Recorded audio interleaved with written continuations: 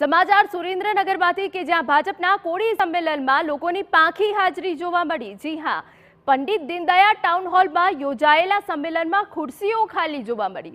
3 પૂર્વ સાંસદ, 2 પ્રધાન હાજર હોવા છતાં ખુરશીઓ ખાલી રહી।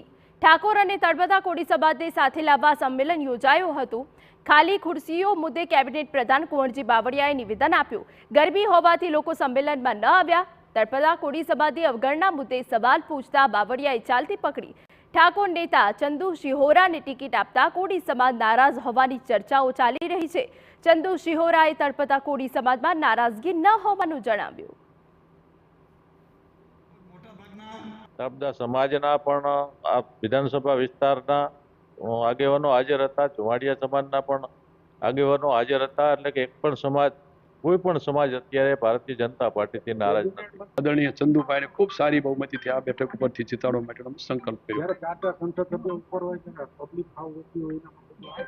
ને થોડો તડકો હતો અને વ્યવસ્થા એટલા માટે 2 જગ્યાએ સ્થળ એક ફેરવવાનું થયું હતું આચારસંહિતાને કારણે। બીજું કોઈ કારણ નથી। કોઈ નારાજ છે જ નહીં। અમે સૌ એક સમાજ, સૌ સમાજના એક જ છીએ।